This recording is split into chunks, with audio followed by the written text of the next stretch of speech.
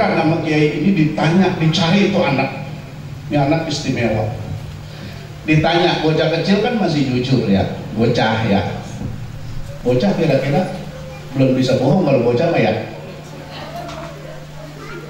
Ibu ya, ibu lagi bocah dulu, bohong nggak? Terus ngapa kalau bohong dulu? Itu bocah ditanya. Nah, katanya kamu kalau orang lagi maulid pingsan. Iya, iya. Kenapa? Saya itu ketika orang lagi berdiri baca maulid, saya makan di luar main gitu sama teman-teman. Tiba-tiba saya melihat ada sekelompok orang banyak datang, wajahnya bercahaya semua. Ada yang namanya Abu Bakar, Umar, Utsman, Khadijah, Fatimah, Aisyah, semua. Kata kiai ini, loh kok kenal? Karena mereka memperkenalkan diri sama saya. Tapi ketika saya melihat wajah satu orang ini, cahayanya beda dan sangat-sangat menyilaukan, makanya saya pingsan. Nah, itu kiai dipeluk tuh anak. Nah, itu Rasulullah Shallallahu Alaihi Wasallam. Karena memang Rasulullah pernah minta sama Allah, ya Allah, tolong kembalikan ruhku kepada jasadku, karena aku ingin menjawab sholawat dan salam umatku secara langsung. Makanya kita disuruh berdiri. Ada cerita dari Syekh Muhammad Alwi Al-Maliki. Ayah beliau Syekh Maliki di Mekah, di Rusyaifah, adalah guru dari almarhum Kiai Mukhtar Tabrani. Beliau cerita, saat beliau menghadiri maulid, ada dari awal maulid sampai selesai doa itu seorang bapak nggak pernah duduk, diri aja. Penasaran beliau setelah maulid, ditanya, Pak, saya lihatin kok bapak nggak duduk-duduk dari tadi. Ya kalau saya nanya, pasti saya tanya, bapak bisulan di pantat? Kalau saya nanya, apa sekelan? Apa kata beliau? Syekh, tadinya saya orang yang paling benci kalau ada orang maulid. Wah, saya kata apa tahu dah buat apa maulid berdiri begini. Wah, maulid bid'ah, sesat segala macam. Sampai satu ketika mimpi saya diomelin sama Nabi di mimpi saya. Bangun dari tidur, kaki saya lumpuh, nggak bisa berdiri, lemes. Lalu saya sadari kesalahan saya doa sama Allah, ya Allah, kalau misalnya Engkau sembuhkan saya nazar dimanapun ada maulid saya hadir dan saya nggak mau duduk. Sampai beliau begitu. Tuh. Kita kadang-kadang lagi bilang sallallahu alaihi rahmat tadi capek. Saya tahu ada begitu tuh tadi. Ya, Pak Gilo. Enggak. Ya Allah, solehah semua. Pak, bini kita Pak. Kalau sudah punya bini soleh, kalau bermati jangan dikubur. Kalau bini ngelawan mulu tuh kertas. Oh, gue tambah. Jadi enggak ngeluh tuh tadi waktu berdiri. Alhamdulillah. Tambahin ditanyanya Pak. Ditanya tambahin. Tuh, sampai begitu. Dan perlu Bapak Ibu tahu, satu-satunya ibadah, satu-satunya ibadah yang pasti diterima pahalanya cuma sholawat. Lihat, perhatiin. Allah nyuruh kita sholat, apa Allahnya sholat? Kagak. Nyuruh kita puasa, apa Allah puasa? Bukan. Nyuruh kita pergi haji, apa Allah pergi haji? Bukan. Tapi ketika Allah nyuruh sholawat, Allah bilang, innallaha wa malaikatahu yusholluna 'alan ya ayyuhallazina amanu shallu 'alaihi wa sallimu taslima. Sesungguhnya Allah dan para malaikat semua bersolawat kepada Rasulullah sallallahu alaihi wasallam, maka kalian kaum muslimin bersolawatlah kepada beliau. Ayat ini turun saat Rasulullah berjalan bersama para sahabatnya di kota Madinah, salah satunya Salman Al-Farisi. Tiba-tiba Rasulullah sujud syukur di tengah jalan. Selesai sujud, para sahabat bertanya, ada apa ya Rasulullah? Lalu Rasulullah bilang, barusan Jibril turun membawa ayat ini, innallaha wa malaikatahu. Lalu Allah katakan, man shalla alayya salatan sallallahu alaihi biha asyran. Maka Rasulullah bersabda, barang siapa yang berselawat kepadaku 1 kali, Allah akan balas kepada kita 10 kali. Kita baca selawat sekali Pak Bu, Allah selawat kepada kita 10. Ini ngapa jadi awam banget ya kita selawatan ya? Ya Allah. Tuh pemain Marawis kalau kagak diundang, mau selawatan sama kagak diundang. Selawatan Bu. Latihan. Satu-satunya ibadah yang pasti diterima pahalanya sama Allah, sholawat. Mau bercanda dapat pahala. Sallallahu ala Muhammad, senampan dibelah 4. Ya Allah, sedikit banget, yang banyak buat Pak Ustadz. Bocah begitu kalau bercanda ya. Itu udah dapat 10 pahala. Itu bercanda. Sholawat sambil riak, sambil pamer. Wow, selawatan di musola, calon mertua rumah di samping. Dilenting-lentingin tuh suara, dilagu-laguin biar calon mertuanya denger. Begitu Bang Sopa ya. Tenang Bang, masih dapat pahala 10. Kalau sholat ria, puasa ria, ngaji baca Quran ria, habis baca Quran bikin status shadaqallahul azim. Siapa yang begitu? Banyak itu saudara. Kalau itu semua ria dosa, kalau sholawat masih dapat pahala. Kenapa? Apa buktinya? Ada seorang ulama Mesir, pendiri tarekat Asy-Syadziliyah, Syekh Abdul Mawahib Asy-Syadzili, mimpi ketemu Rasulullah SAW. Hal ini langsung ditanya sama beliau, ya Rasulullah, katanya selawat kepadamu 1 kali dibalas 10. Itu selawatnya yang bagaimana ya Rasulullah? Apa kata Rasulullah di dalam mimpi itu? Itu selawatnya orang ghafil, orang yang kagak serius, bercanda, itu udah dibalas 10. Bagaimana yang serius sampai nangis ya Rasulullah? Apa kata Rasulullah? Tidak ada yang tahu pahalanya kecuali Allah Subhanahu wa ta'ala. Saking banyak. Serius apa kagak tadi? Yang sambil ciplak dapat 10. Sambil ngobrol dapat 10. Sambil bercanda dapat 10. Ya, sambil ngeliatin makanan. Ya, udah ada itu makanan semua udah. Tas gede-gede udah kulkas. Bapak-bapak mah nggak ada yang pakai tas. Bapak-bapak mah paling ngumpetin di gulungan kain. Nggak ngapa-ngapa, bawa pulang bawa. Piring yang dibawa. Kalau juga dibawa lagi. Alhamdulillah berkah tadi itu, panitia pada laporan, ya Allah Ustaz banyak banget yang ngasih makanan.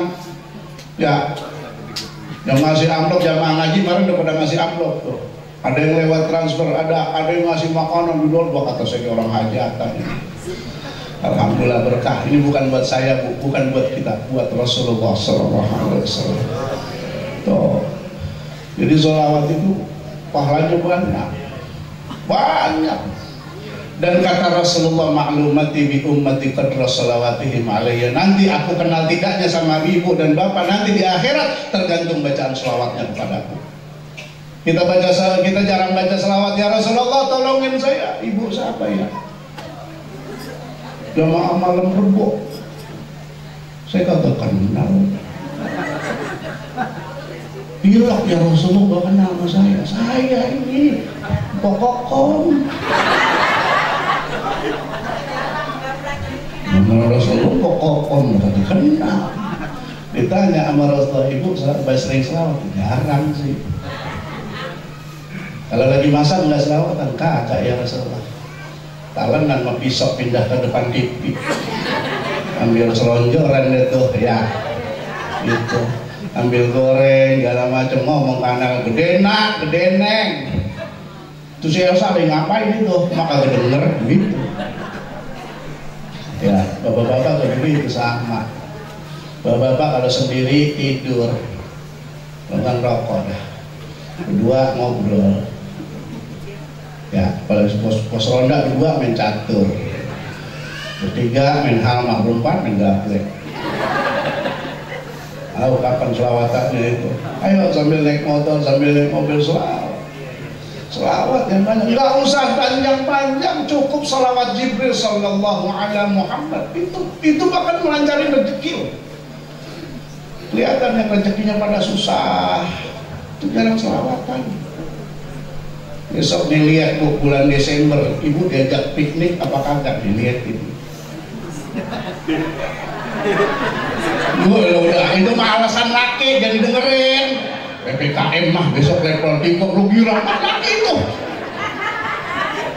Ya Allah, paling teriak Pak, orang-orang udah manasin mobil Bang, kita masih manasin sayur Bang.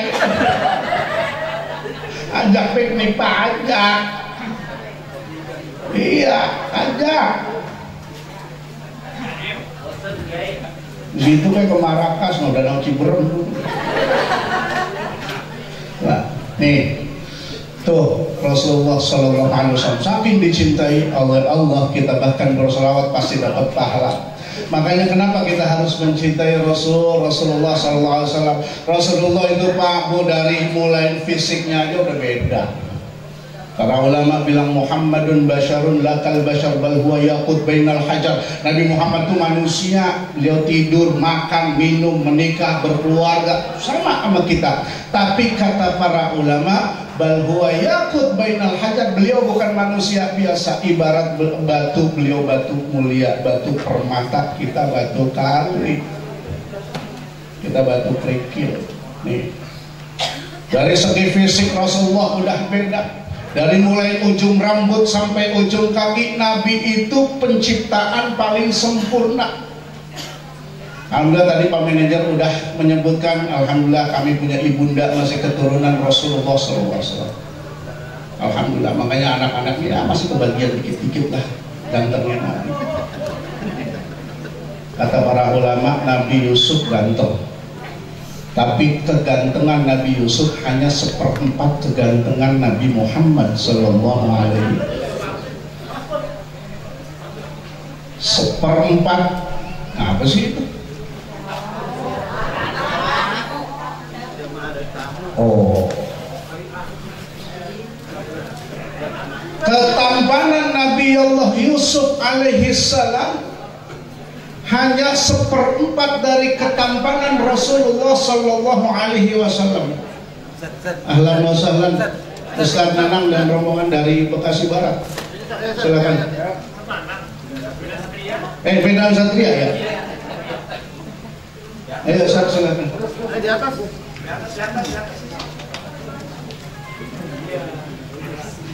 Ya. Terusin apa? Sobat murid garam mah. Orang mah kalau guru nanya terusin apakah terserah guru. Terusin cuma enak pada duduk Bu.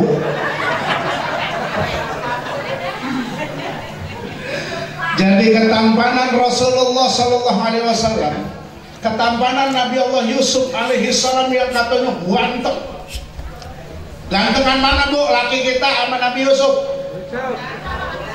Nomor gantengan laki ibu. Iya. Ternyata ketampanan Nabi Yusuf hanya 1/4 dari ketampanan Rasul, dan 3/4-nya buat kita rame-rame Pak. Mohon maaf kalau ada yang kata kebagian di sana. Tuh. Dari segi fisik Rasulullah ada beda. Rasulullah itu keringatnya wangi. Kalau laki kita Bu, Rasulullah keringatnya wangi, makanya kagak pernah ditemblokin laler. Nah kalau laki ibu dilaler ya. Itu Rasulullah. Pokoknya beda. Saya nggak ceritain masalah itu. Cerita itu ibu bisa baca, bapak bisa baca di cerita Maulid Nabi. Silakan sekarang di HP ada, di Android, di Play Store ada namanya Rawi Android. install itu semua ada Maulid Barzanji, Ad-Dibai, Sintud Durar, Syaraful Anam, ada semua di situ. Itu ada artinya, enak. Ibu-ibu yang pada marawisan terutama biar khusyuk, biar paham. Itu semua cerita tentang kehidupan Rasulullah Sallallahu Alaihi Wasallam. Maka Rasulullah Sallallahu Alaihi Wasallam memang manusia yang berbeda. Beliau adalah Sayyidul Anam, Khairul Anam. Bahkan kata Allah sampai bilang laulaka ya Muhammad lamma khalaqtul aflaq. Kalau bukan untuk kau Muhammad, aku tidak ciptakan alam semesta. Semua alam semesta ini diciptakan untuk Rasulullah Sallallahu Alaihi Wasallam. Kata Sayyidina Ali, "Lau kanatid dunya tadumu li wahidin lakana Rasulullah Sallallahu Alaihi Wasallam fiha mukhallada." Andai kehidupan dunia ini dikekalkan untuk satu orang, maka yang pantas hidup abadi di dunia hanya Rasulullah Sallallahu Alaihi Wasallam.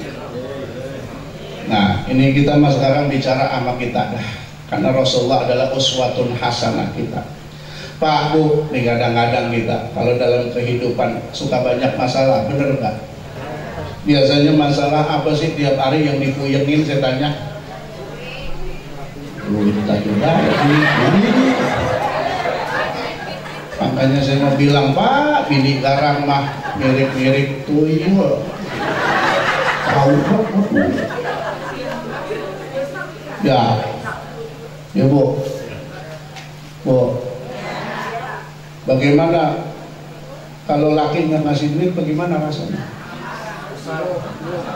Marah-marah. Laki itu lagi nggak punya duit nih, laki ngajakin dilayanin itu. Tuh, liatin lah bini kita.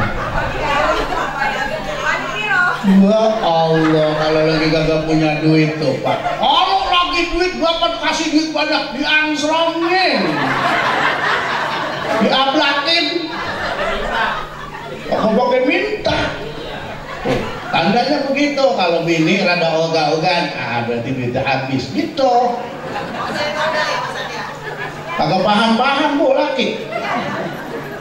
Warin dah dalil. Iza da'a ar-rajulu imra'atahu ila firashihi wa lam ta'tihi wa huwa ghadban la'anatul malaikah hatta yusbih. Itu di atas suami. Apalagi ngaji malam Rebo, belajar fikih rumah tangga. Jika seorang suami ngajak istrinya tidur, istrinya nolak, suaminya marah, maka istri dilaknat sampai subuh. Senjata. Biar katanya laki ibu kagak sembahyang, hadis itu mah apal. Biar katanya kagak ngaji, apal hadis itu mah. Lah iya, makanya Pak, kadang-kadang ada bini pernah ngomong begini, Ustaz, bagaimana kalau kita lagi awam ngantuk, laki ngajakin. Nolak boleh nggak? Boleh, tolak dengan cara halus. Kalau suaminya ngerti, nggak dosa. Boleh ngantuk berdoa, besok ngapa? Ya udah mah, kan ada laki yang begitu Bu. Cuman kan banyak kan merugul. Paham merugul? Kalau udah maunya. Buset mah ini udah di ujung bagaimana nih? Kalau udah begitu Bu, suami layanin. Bang, Bu bari merem ya, aku terima bersih.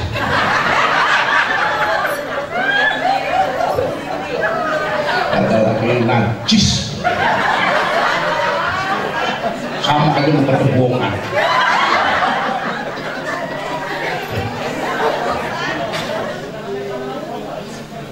Tapi kalau bini ngaji nggak begitu Pak.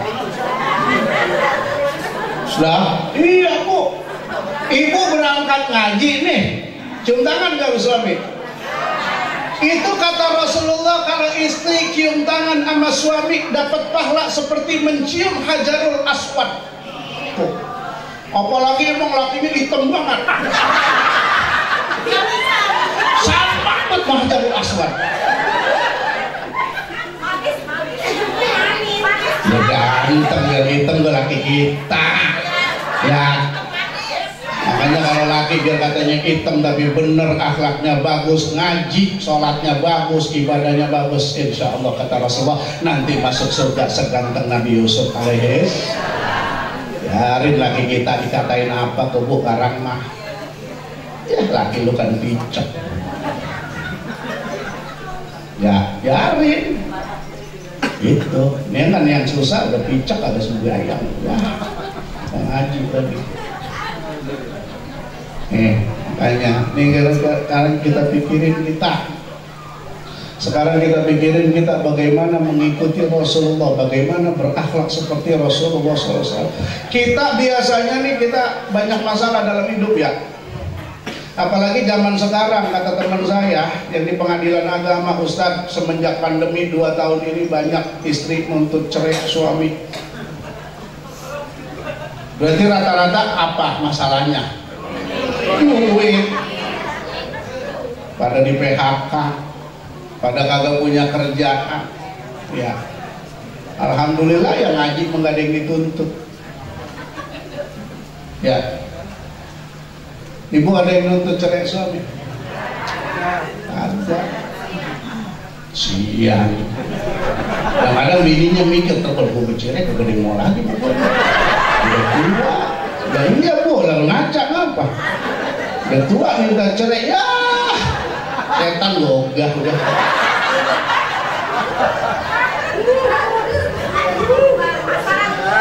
Disayang-sayang punya laki, sabar bang, lu baru di PHK, sabar. Ini ujian bang dari Allah. Tuh pak kalau bini ngaji begitu. Ya Allah bini udah jelek, gembrot, kagak ngaji, najis ya.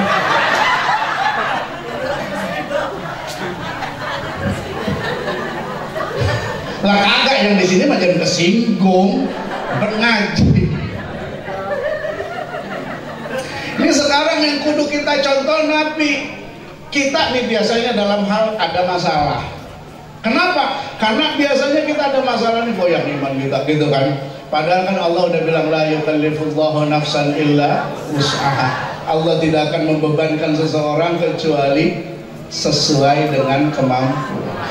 Kadang Pak Bu nih kita salah satunya biar kita nggak stres, nggak baper dan gampang move on. Bagaimana caranya? Lihat Nabi. Selalu lihat Nabi, selalu contoh Rasul, selalu.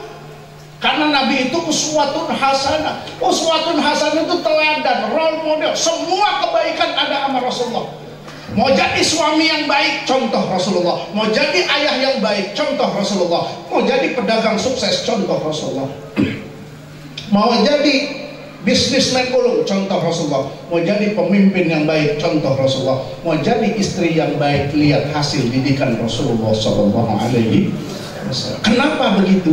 Karena kata Rasulullah, adabani Rabbi fa ahsana ta'dibi. Aku tuh langsung dididik sama Allah lewat Jibril, maka aku mendapatkan pendidikan yang terbaik. Maka kalau kita lagi punya masalah, lihat Nabi.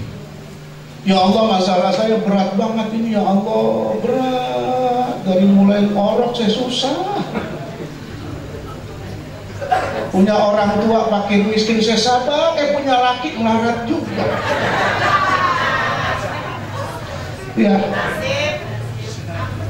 Masih sabar punya laki melarat, mantuk melarat juga. Ya Allah Bu. Ya, cari mantu yang kaya ya. Kontrakan yang banyak, anak-anaknya atu-atunya, bapaknya sakit-sakitan.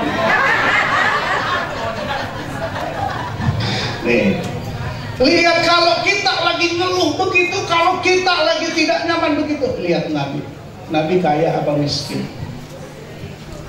Nabi itu nggak punya baju bagus, nggak punya pakaian bagus. Ibu lihat di lemari, kadang-kadang udah masih bagus, udah kekecilan, tapi nggak mau dikasih orang kan? Berharap ntar gue sedang lagi, kagak bakalan. Nah contohnya aja Pak, habis bulan Ramadan, mak bini pada simsek, udah lebar. Itu puasa sebulan, kalau lagi kagak. Ya, kalau lagi ada masalah, lihat Nabi. Kita baru masalah, dikasih masalah begitu-gitu doang. Ya Allah, kadang-kadang kita cengeng di hadapan Allah, ya Allah masalah saya berat banget. Lihat Nabi. Nabi pernah dibilang orang gila? Pernah kita dibilang orang gila? Pernah nggak dituduh orang gila? Paling yang ngatain orang gila, bini kita pak. Lu mah PA bang tuh. Yang bilang begitu bini biasanya. Ya, apa pernah kita diancam dibunuh? Enggak, Nabi sering banget diancam dibunuh.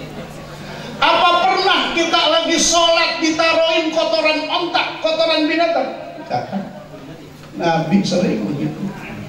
Semua cobaan-cobaan berat yang bahkan kita alami hari ini sampai kapanpun itu tidak sebanding dengan cobaan Rasulullah SAW. Waktu ke Taif Nabi mau dakwah dilempari batu, kakinya berdarah, keningnya berdarah, ngumpet di belakang batu sama Abu Bakar. Malaikat yang jaga gunung nawarin bantuan. Ya Rasulullah, doa sama Allah, saya angkat di gunung, saya timpa mereka. Kata malaikat aja gemes. Apa kata Rasulullah? Jangan. Mereka kali begitu karena nggak tahu, mereka nggak paham. Nanti anak cucu mereka beriman kepada Allah. Itu Nabi. Wah, kita baru ada masalah tiba ditawarin semuanya saudara polisi, tentara udah bertengkrek. Tak boleh saudara gua lu. Padahal belum tentu bener kita ya. Apalagi ditawarin begitu sama malaikat. Saya angkat nih gunungnya, duduk buruan. Rakatau galungbung kelut bom mari begitu kalau kita. Ya Allah, kita malu kita sama Rasulullah. Malu kita kalau cengeng. Ya, kuatin. Makanya para ulama tuh bilang, kita tuh kalau ada masalah jangan berdoa ya Allah mudahkan masalah ini. Itu malu kita sama Allah. Karena apa? Allah tahu masalah itu dikasih sama Allah karena kita kuat. Maka harusnya berdoa, ya Allah kuatkan diri ini menghadapi masalah. Tuh, gitu, paham? Ini kita mah yang saya omongin yang ada masalah mudah. Sudah bermasalah semua mereka. Ya. Nah, saya mengutip perkataan Syekh Imam Tontowi, guru kami dulu di Gayo. Beliau itu ini quote yang sangat saya ingat dan sangat hebat buat motivasi kita. Apa kata beliau?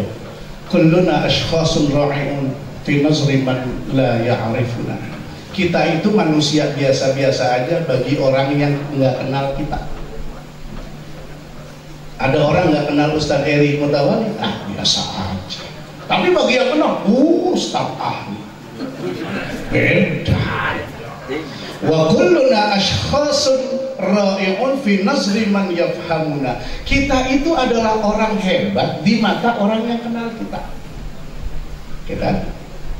Wa kulluna ashkhasun mumayyizun fi nazri man yuhibbuna.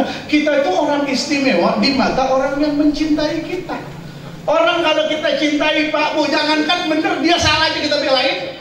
Betul nggak? Ibu kalau punya suami salah dibelain nggak? Lah kagak. Gua udah kagak demen Pak. Aduh parah ini. Wa kulluna ashkhasun maghrurun fi nazri man yahsuduna. Kita itu adalah manusia yang menjengkelkan bagi orang yang iri sama kita. Jangankan salah, bener aja salah kita mah di mata orang yang iri, bener nggak? Urus sentimen sama kita kok ya. Wah, ini si Po Anu rajin banget ngajinya. Lu mah kagak tahu aja. Tuh, dia mau sentimen, mau nggak tahu aja di rumah mau ngomelin lakinya mulu, najis juga gitu. Banyak yang gitu. Wa kulluna ashkhasun sayyi'un fi nazri man yahqidu alaina. Kita itu adalah manusia seburuk-buruk manusia di mata orang yang benci sama kita. Ya Allah. Jadi manusia itu pandangannya macam-macam. Maka beliau katakan yakfika ridallahu anka, cukup ridho Allah bagi kita, nggak usah dengerin manusia. Ridho nas ghayatun la tudrak. Ridho manusia itu nggak bakal kita bisa raih. Dulu kan ada cerita